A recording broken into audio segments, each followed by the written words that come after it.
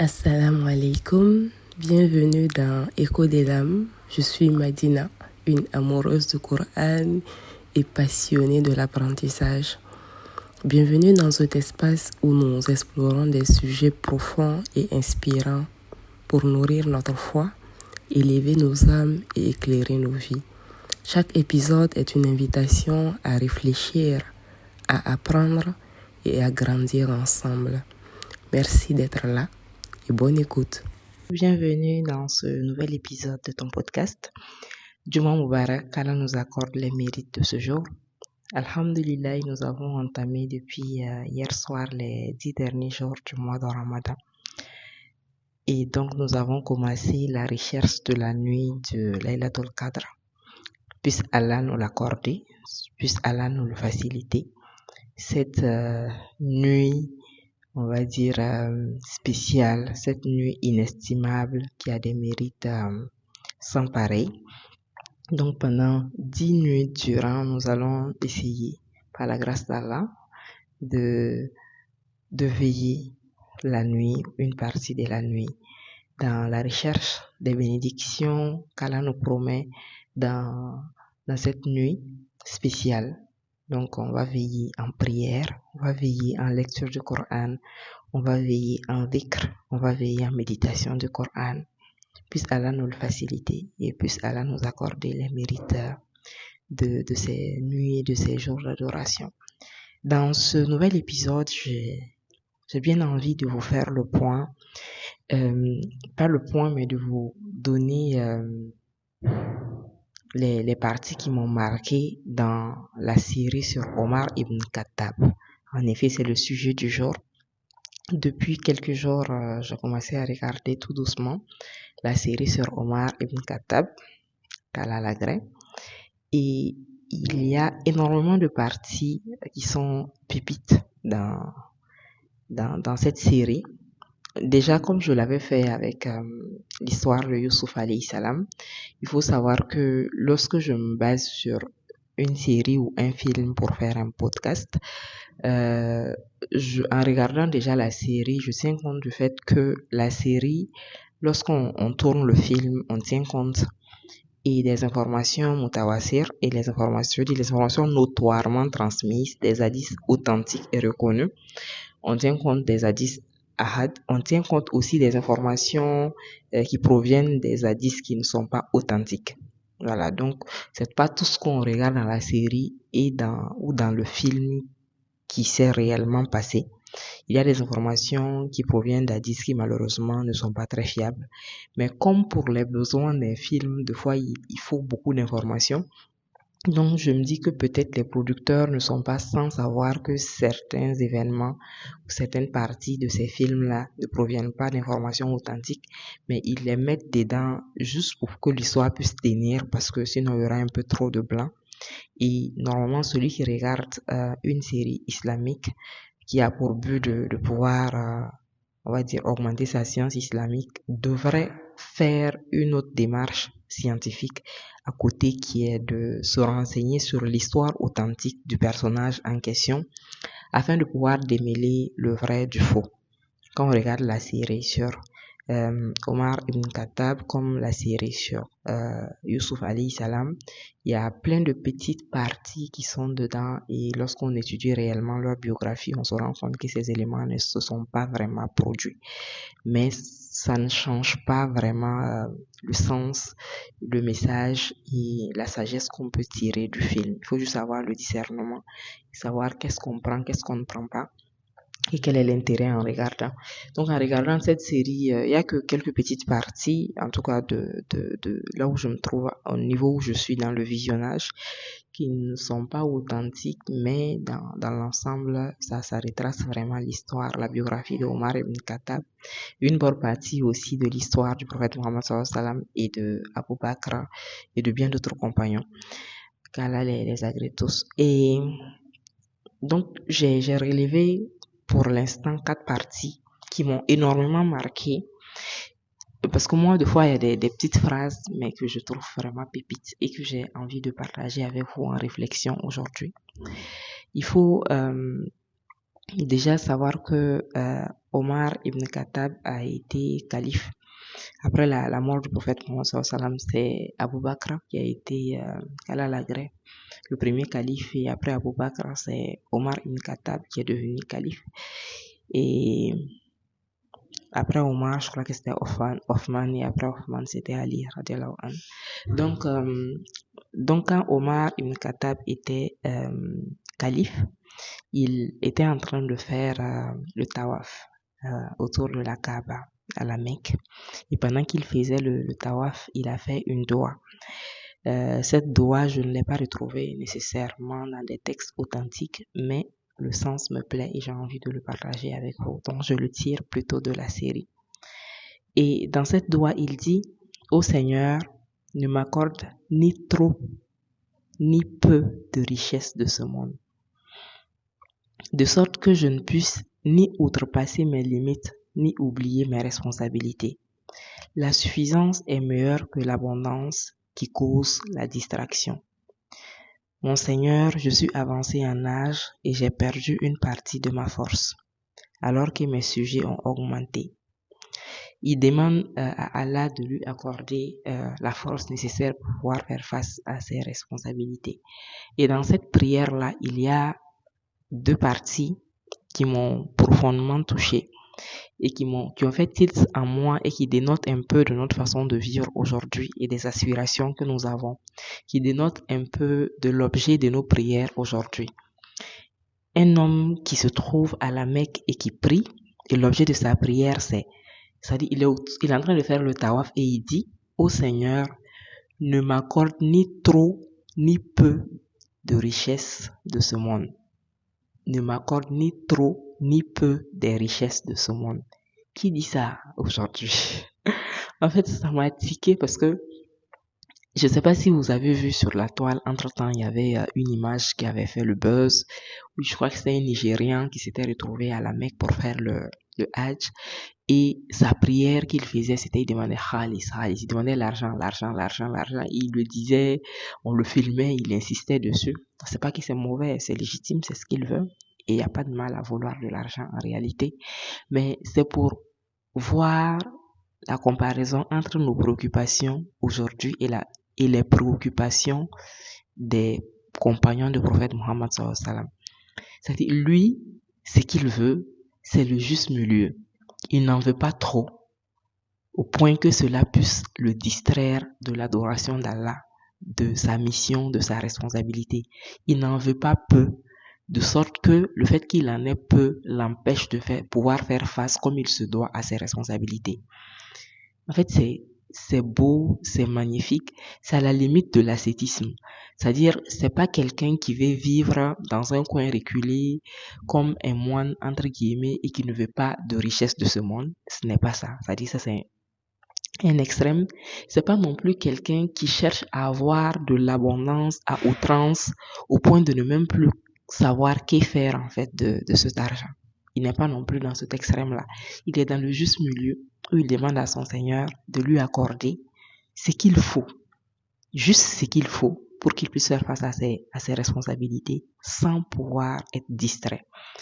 Je répète, Seigneur, ne m'accorde ni trop ni peu des richesses de ce monde, de sorte que je ne puisse ni outrepasser mes limites, ni oublier mes responsabilités. Parce que des fois, c'est l'abondance qui nous amène à outrepasser nos limites.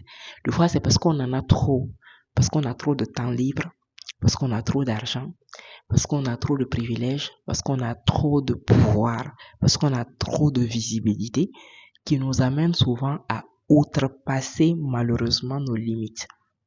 À ne pas faire la prière à l'heure, par exemple. À ne pas donner comme il se doit, par exemple, à gaspiller la nourriture, par exemple, parce qu'on en met à la poubelle, parce que ça se gâte, ça se pourrit à chaque fois. À s'exposer un peu trop au-delà de ce que l'islam nous recommande de faire, à se montrer un peu trop et à ne pas préserver en fait son intégrité, sa dignité, sa aura, ainsi de suite. Donc c'est l'abondance de l'argent, du temps, de la notoriété, de la visibilité, du pouvoir qui nous amène souvent à outrepasser nos limites. Et lui, il demande à Allah de le préserver de ça en ne lui en donnant pas trop. Est-ce qu'il vous est déjà venu à l'idée de faire une doigt pareille? De demander, est-ce que vous pouvez aujourd'hui imaginer que vous serez heureux, que vous serez heureuse avec juste ce qu'il faut? Est-ce que il y a aujourd'hui encore des humains qui se disent, je n'ai pas envie de posséder 10 terrains, de léguer 5 maisons à mes enfants, je n'ai pas envie d'avoir 5 voitures garées dans ma cour. Ces choses-là, je n'en veux pas. Je veux juste ce qu'il faut pour assurer ce qu'il faut normalement à moi et à ma famille. Et pour le reste, à la gère. Pour la descendance à venir, à la gère. Là, je n'essaye pas de dire qu'il faut ne pas léguer quelque chose à la descendance à venir. C'est parce que le prophète sallam nous a recommandé. Il y a un hadith dans lequel un homme a voulu léguer tous ses biens. En fait, offrir tous ses biens en sadaka, donc en zakat avant sa mort. Et le prophète ne l'a pas accepté parce qu'il lui a recommandé de laisser une partie de ses biens pour ses enfants et pour sa descendance. Donc, c'est bien de léguer des choses. Mais ces personnes ne se sont pas battues expressement pour en avoir trop au point de vouloir en laisser pour des générations et des générations futures. Ce n'était pas leur objectif. C'est la grâce d'Allah qui leur a donné en fait cette abondance dans leur vie et ils sont tellement prêts à tout donner. Ils ne pensent tellement pas à garder une partie, genre derrière eux quand ils vont partir, à garder des maisons, des parcelles, des voitures. Ils veulent dépenser tout ce que Allah leur a donné par sa grâce sur le sentier d'Allah. Ils veulent donner ça en zakat, en sadakat, en aumône. Donc je trouve ça beau, je trouve ça magnifique et je trouve que c'est la preuve de à quel point est-ce qu'ils avaient une confiance absolue en Allah, du fait que je me gère par la grâce d'Allah et c'est cette grâce d'Allah qui gère la descendance à venir. De sorte qu'aujourd'hui on est tellement dans la posture de on veut assurer l'avenir de nos enfants à 100%. On a des comptes bancaires en fait bloqués déjà pour leurs études alors qu'ils n'ont même pas 3 ans. On a des assurances santé, on a des assurances éducation, on a des assurances vie. C'est-à-dire, en fait, je vois qu'on tombe vraiment, comme il a dit dans sa doigt là, dans son doigt là, on outrepasse nos limites, même si c'est pas conscient. À un certain moment, c'est comme si on veut se substituer à Allah subhanahu wa ta'ala. On veut gérer l'avenir de cet enfant comme si on avait son destin entre nos mains. On veut lui assurer tout de A à Z. On veut planifier sa vie et s'assurer qu'il ne manque de rien. Nos enfants ont 2 ans, 3 ans. On sait dans quelle université ils doivent aller. On sait quel parcours ils doivent faire. On a déjà tout ce qu'il faut. On a des terrains à leur nom. En soi, c'est pas mauvais. Je ne décourage pas cela. Mais c'est l'esprit qui peut y avoir derrière qui peut être dangereux. Parce que tellement Allah nous fait souvent la grâce de posséder certains biens et certaines choses, on en arrive à oublier le fait que ce qu'il y a dans nos vies, ce n'est pas tant le fruit de nos efforts que la grâce d'Allah. Parce qu'il y a des gens qui fournissent plus d'efforts que nous, mais qui n'ont pas ça. Si nous on a ça, c'est une grâce d'Allah. Donc qu'on veuille sécuriser un tant soit peu l'avenir de nos enfants n'est pas mauvais, mais qu'on pense dans notre tête que c'est nous qui décidons de ce qu'ils vont devenir et que c'est nous qui pouvons leur épargner les épreuves du futur et que c'est nous qui pouvons mettre tout ce qu'il faut en place pour qu'ils n'aient pas à souffrir, qu'ils n'aient pas de difficultés, qu'ils ne rencontrent aucun problème. C'est oublier dans l'équation la part d'Allah dans la destinée de l'homme. C'est oublier que dans tous nos calculs-là, on n'a pas l'omniscience. C'est oublier qu'en réalité, nous, nos parents n'ont pas tout planifié. Ils n'ont même peut-être pas rêvé qu'on pouvait être dans la posture où on est aujourd'hui, mais nous sommes dans cette posture-là aujourd'hui. Par conséquent, on doit toujours garder en tête dans le fait que ça soit dans nos vies, dans la vie de nos enfants, dans la vie de nos proches, c'est toujours la volonté d'Allah qui s'accomplit. Ce ne sont pas nos plans qui se réalisent. Si nos plans concordent avec la volonté d'Allah, alhamdulillah rabbil alamin. Si nos plans ne concordent pas, c'est la volonté d'Allah qui se réalisera toujours. Donc, On doit chercher protection auprès d'Allah pour nous et pour notre descendance. On doit demander la guidance d'Allah pour nous et pour notre descendance. On doit demander l'abondance et la grâce d'Allah pour nous et notre descendance. Et savoir que tout ce qu'on a bâti pendant des dizaines d'années, en réalité, ça peut s'écrouler en une fraction de seconde. Donc, on ne peut pas contrôler ni notre destin, encore moins le destin de nos enfants et de la descendance à venir. Donc ça, c'est la petite réflexion. Et la suite de la doua, c'est la suffisance est meilleure que l'abondance qui cause la distraction. La suffisance est meilleure que l'abondance qui cause la distraction. Est-ce que vous voyez un peu comment est-ce que c'est beau en fait? Le fait d'avoir ce qu'il faut, ce qui est suffisant pour moi, pour ma famille, pour notre bien-être, est meilleur que l'abondance. Ah, subhanallah. Allah. Allahu Akbar. Aujourd'hui, quand on demande à Allah, qu'est-ce que nous on demande? Certainement pas la suffisance. C'est dire à quel point on n'ouvre pas nos yeux sur la grâce d'Allah dans notre vie. Parce que ce que lui, en tant que calife de l'islam, il est en train de demander, c'est ce que nous on a déjà par la grâce de Dieu. La plupart l'ont, ceux qui ne l'ont pas, qu'Allah nous l'accorde. Mais la plupart ont déjà la suffisance. Et ils ont même plus que la suffisance, mais malheureusement, nous n'avons pas le sentiment d'avoir la suffisance. Nous n'avons pas le sentiment d'avoir ce qu'il faut. Qu'est-ce qu'on a là, c'est suffisant. Et pour eux, quand ils parlent de la suffisance, c'est pas j'ai le budget du mois dans ma poche. Hein. C'est que j'ai ce qu'il faut pour me nourrir aujourd'hui, Allah fera grâce demain. Mais c'est que nous, des fois, on a le budget du mois, du trimestre et du semestre. Mais dans notre tête et dans notre cœur, on a encore l'impression et le sentiment qu'on n'en a pas assez. Est-ce que vous voyez à quel point on n'est pas reconnaissant? Est-ce que vous voyez à quel point on n'ouvre pas l'œil sur la grâce d'Allah dans notre vie? Est-ce que vous voyez à quel point on ne savoure pas la miséricorde d'Allah et son expression dans notre vie? Tellement on est toujours tiré, le regard est ailleurs, le regard est vers qu'est-ce que je peux avoir de plus? Le million que tu voulais avoir, tu l'as eu. Et la fraction de seconde qui suit après, c'est un acquis, tu veux plus. On n'a plus le temps de savourer la grâce d'Allah dans notre vie. On veut de l'abondance à outrance. Et peu importe l'abondance qu'on a, ça a l'air de ne jamais être assez suffisant en fait. Et ça, c'est un piège de Shaitan. C'est un piège dans lequel on ne devrait pas tomber. Donc, on devrait apprendre à prendre le temps nécessaire, des fois à lister tout ce que Allah nous a donné et à dire Alhamdulillah pour ça, à se rendre compte du fait qu'on est déjà dans la suffisance et que l'abondance que nous cherchons, on devrait réfléchir par deux fois pour voir est-ce que ce que je cherche en termes d'abondance, c'est pour mettre ce surplus au service des autres, au service de la société, au service de la communauté, au service de la cause d'Allah, ou bien c'est pour thésauriser encore pour la génération future et m'assurer que même 10 générations après moi, il n'y aura pas de pauvres dans ma famille. Franchement, c'est tellement décalé par rapport à notre façon de penser et de vivre aujourd'hui que ça nous amène à une réelle remise en question. Le deuxième passage qui m'a le plus marqué dans la série sur Omar Ibn Khattab, c'est que une nuit, moment où la Mecque était un peu secouée par l'arrivée de l'islam, où les gens se convertissaient, ceux qui se convertissaient étaient torturés, battus, tués, et que des musulmans ont commencé à migrer pour aller vers l'Abyssinie, qui est l'actuelle Éthiopie. Ça n'allait pas du tout. Il y a des gens qui étaient touchés par l'islam, mais qui avaient peur de se convertir. Ceux qui étaient convertis se cachaient. Ceux qui étaient convertis, qui ne pouvaient pas se cacher, étaient soit torturés ou subissaient d'autres sorts.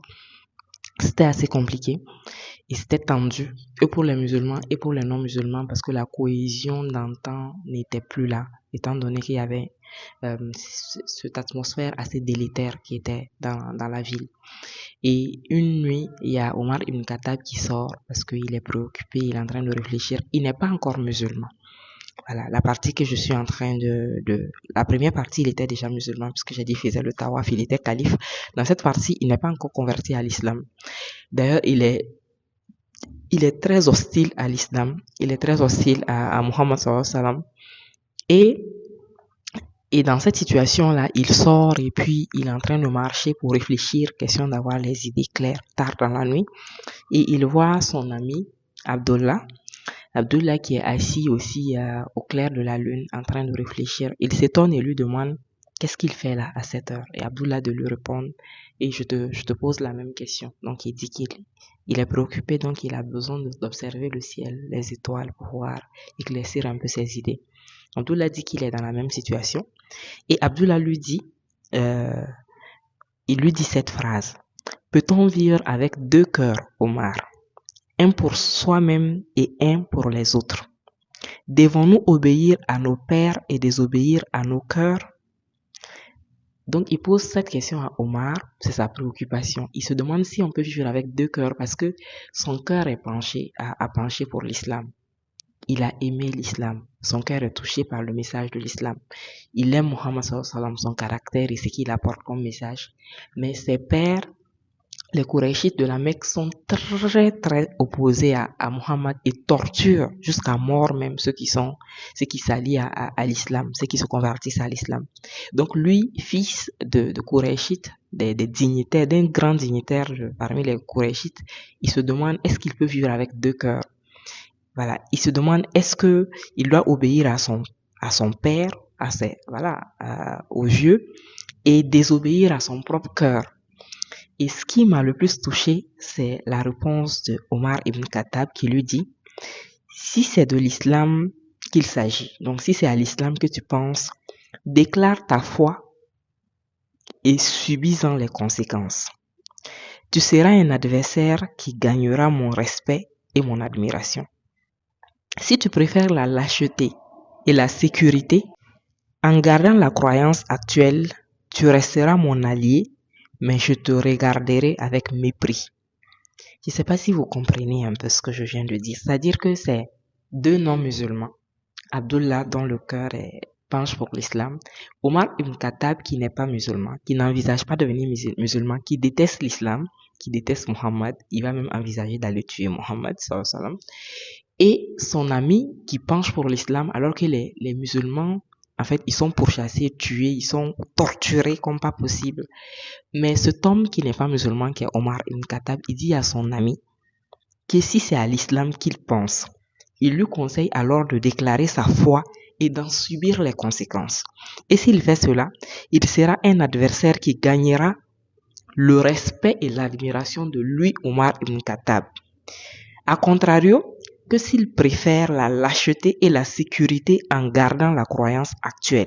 En gardant sa croyance actuelle, il restera certes un allié de lui, Omar ibn Khattab, mais lui, Omar, va le regarder avec mépris. En fait, vous voyez l'intégrité, la véridicité et la cohérence de ces personnes-là. En fait, il n'est pas musulman. Il n'aime pas l'islam. Mais il est honnête, il est intègre, il est véridique, malgré le fait qu'il soit dans, en fait, ce chemin de l'égarement. Il dit à son ami, en fait, c'est comme si il faut t'assumer. Soit tu es musulman, soit tu es polythéiste. Donc, si ton cœur penche pour l'islam et que c'est par la peur du regard des autres, quand bien même c'est le regard de ton père, de tes pères, moi, je vais te regarder avec mépris parce que je te considère comme un lâche. Moi, je n'aime pas cette religion. Mais si ton cœur penche pour cette religion, tu gagnerais, moi, mon respect et mon admiration. Si tu assumes ta croyance. Mais prépare-toi à en subir les conséquences parce que nous allons te combattre, ça c'est sûr. En fait, ça c'est ce qu'on devrait être. C'est ce qu'on devrait refléter selon moi. Et moi, je vois trop de gens comme ça aujourd'hui. En fait, c'est comme si, arrête d'être hypocrite, mon frère. Assume-toi. Tu es polythéiste hypocrite, ou bien tu es musulman hypocrite, ou bien tu es polythéiste assumé ou musulman assumé. Et aujourd'hui, dans notre communauté, on a des gens qui en réalité n'adhèrent en rien dans l'islam. Ils n'aiment pas en réalité les règles de l'islam. Ils n'aiment pas les lois de l'islam. Donc, ils peuvent facilement quitter la religion si tant est qu'ils n'y adhèrent pas. Je n'encourage personne à renier sa foi. Mais je dis, il faut s'assumer. Tu n'aimes pas le fait qu'on dit qu'une femme ne peut pas marier un homme chrétien. Tu dis, toi, tu n'es pas d'accord. Or, c'est Allah qui le dit. Tu n'aimes pas le fait qu'on dise qu'il faut pas boire l'alcool. Tu dis que toi, tu n'es pas d'accord. En réalité, c'est pas une interdiction. Tu n'aimes pas le fait qu'on dise que il faut pas forniquer, genre, il faut pas faire l'adultère avant de se marier. Et la fornication avant de se marier. Tu dis, en réalité, si les parents de la femme te connaissent, c'est qu'il y a rien. Après, si vous vous mariez, il y a rien. En fait, tu es en contradiction avec pratiquement tout. On dit de jeûner, tu dis bon, le jeûne là même, c'est pas obligatoire. Tu dis 5 prières par jour, c'est pas important. Le plus important, c'est le cœur. En fait, toi, tu remets en question tous les fondements de la religion. Tu ne les appliques pas, mais le fait de ne pas les appliquer, c'est moins grave quand on sait que notre foi n'est pas au top et on a besoin de travailler sur soi pour élever le niveau de foi. On aspire à être mieux, à devenir meilleur et à mieux pratiquer sa religion. Mais ce n'est pas ton cas. Le fait, c'est que tu assumes, en fait, tu es OK avec le fait de ne pas être d'accord avec les principes de ta religion, quand bien même les principes les plus fondamentaux,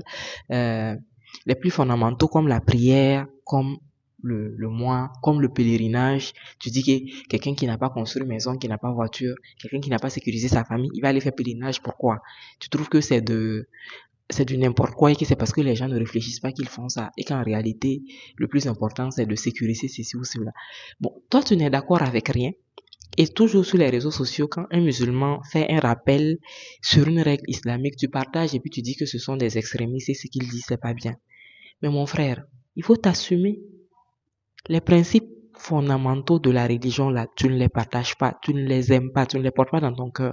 Pourquoi tu dis que tu es musulman si c'est finalement pour venir rentrer en contradiction avec les musulmans, si c'est pour venir dénigrer ta propre religion, si c'est être du côté de l'opposé, c'est-à-dire être du côté d'autres croyances, les soutenir et dire que ce qu'ils font c'est bien, que ce que toi, tes frères et tes sœurs font c'est exagéré. C'est de l'hypocrisie. C'est hypocrite. Et il y en a tellement aujourd'hui. En fait, il faut scroller un peu sur les réseaux sociaux pour voir les musulmans 2.0, les musulmans un peu trop tolérants parce que ceux qui respectent les règles là sont des extrémistes. Assumez-vous un peu. Vous êtes musulman ou pas? Vous connaissez cette religion ou pas? Soit vous apprenez les bases de votre dîne et vous l'appliquez comme il se doit, soit vous les connaissez, vous n'y adhérez pas et puis basta quoi.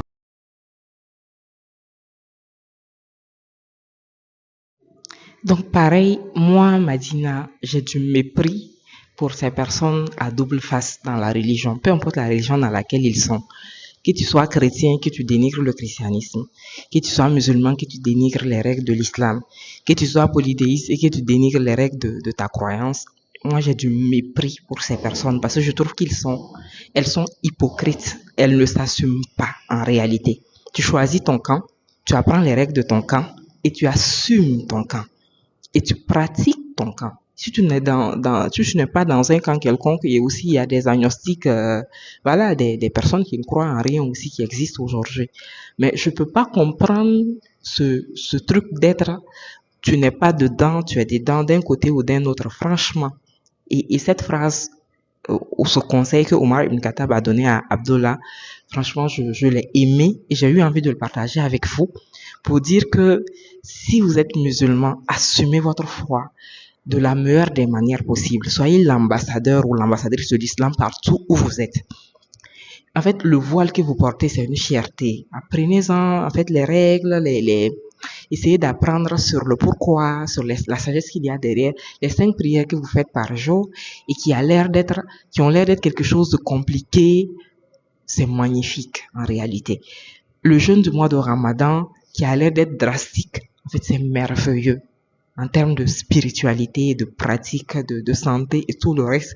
Et toutes les règles de l'islam sont de la pure sagesse. Et même si vous ne comprenez pas le pourquoi d'une règle, le fait que vous ayez adhéré à l'islam, simplement, vous avez le devoir de défendre l'islam partout où vous vous trouvez. Je ne comprends pas, mais je sais, parce que je crois en ce Seigneur, parce que je sais qu'il est l'unique créateur, parce que je sais qu'il est l'omniscient, donc je sais qu'il ne saurait mettre en place une règle qui va à l'encontre de notre bien-être, de notre bonheur et de notre avenir. C'est pas possible. Même si aujourd'hui on ne comprend pas pourquoi. Voilà, donc les 2 poids 2 mesures, c'est des personnes qui ne méritent pas du tout le respect. Je voulais aller jusqu'à 4 passages, mais comme je l'ai dit, je ne peux plus faire des épisodes de plus de 30 minutes. Donc, je vais m'arrêter là. Et comme la série n'est pas encore finie, au fur et à mesure, je pourrais vous partager les pépites de cette série sur Omar Ibn Khattab, Inch'Allah. Et comme je l'ai dit, désormais, sur toutes les plateformes de podcast, vous pouvez écouter les épisodes du podcast. Donc, n'hésitez pas si vous êtes à l'aise avec d'autres plateformes en dehors de YouTube. On se dit à vendredi prochain, Inch'Allah. Salam alaikum.